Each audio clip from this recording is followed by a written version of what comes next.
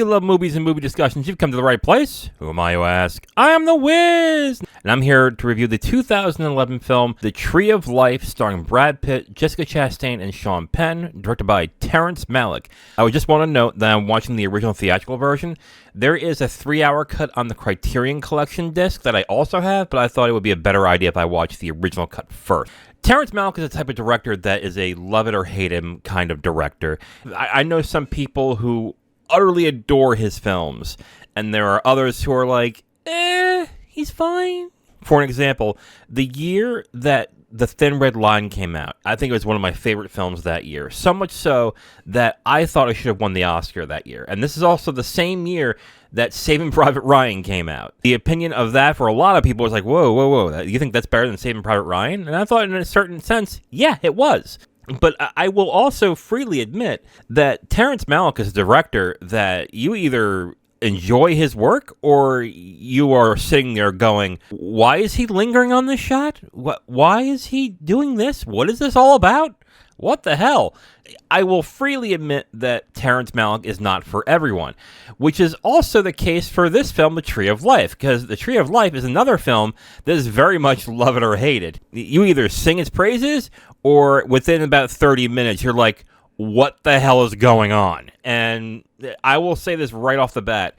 Put me into the love it section because, man, this movie was stunning. This has some of the most stunning visuals I have seen in a movie in a long time. And a lot of it has to do with the cinematography by Emmanuel Lubezki. The way that he shoots the film is utterly enrapturing. It gives the film a very ethereal, very dreamlike feel.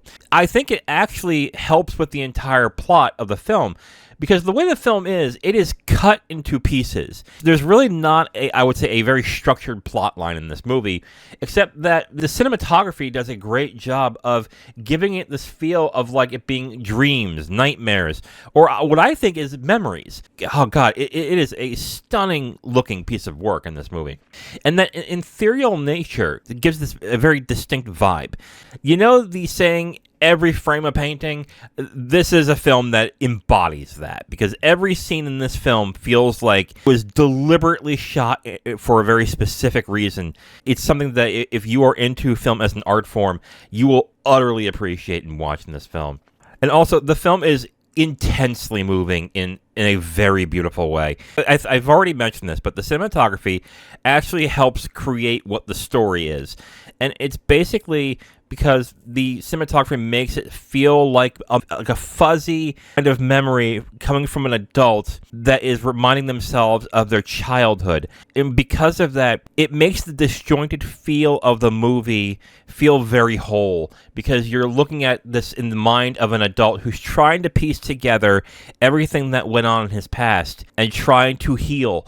And there's some scenes that are so utterly fucking moving and so beautiful to watch. I cried a little bit throughout this entire film, so I was really moved by a lot of what was going on in this movie. I think the film is about memories and sorting out the traumas and the things that bind you from your past. That's where I think the cinematography and the way that the film is directed really shines, because instead of it being very direct, it evokes a feeling of trying to actually find your way to heal and try to find a way to understand why things were the way they were and how to move forward from that. And with that, I also think the film is about forgiveness. Both yourself and the errors that you made and the loved ones who may have done wrong to you. But I will say this, I love this film. I think it's amazing on a number of levels. It might be my favorite film I've watched this year. But it is clear why this film is a love it or hate it for a lot of people. This film is on its own wavelength. It is going for a very specific thing, and if you're not willing to give into it, I don't think you're going to like it very much. In fact, I think you probably will hate it. And that's kind of the feeling that I've seen from people online and people I know have seen it.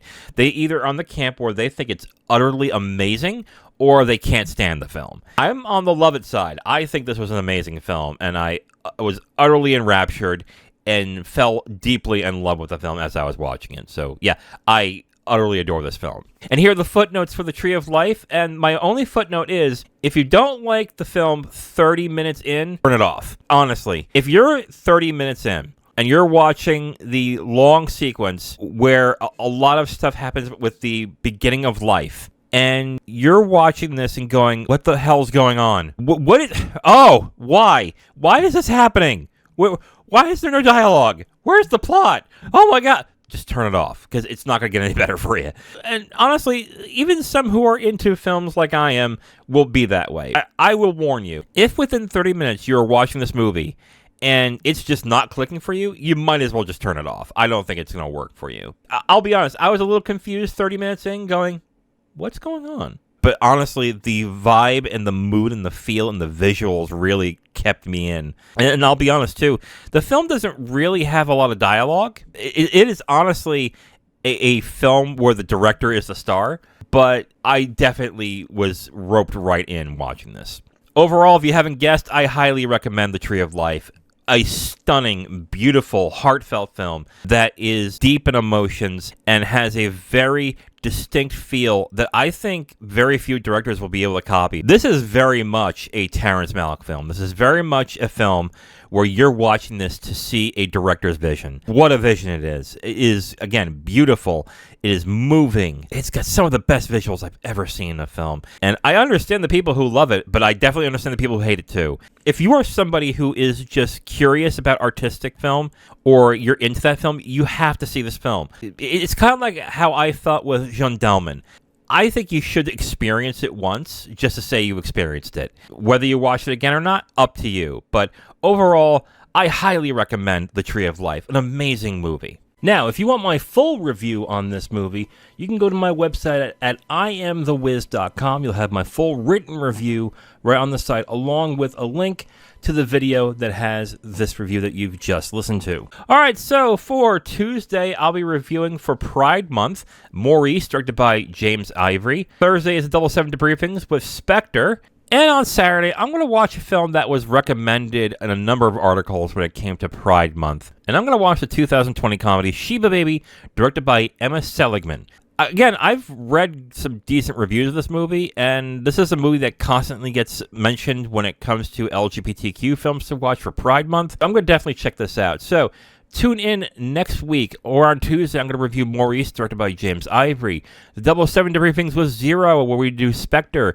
And Shiva Baby on Saturday, directed by Emma Seligman. I am The Wiz, and I'll talk to you next time. Bye.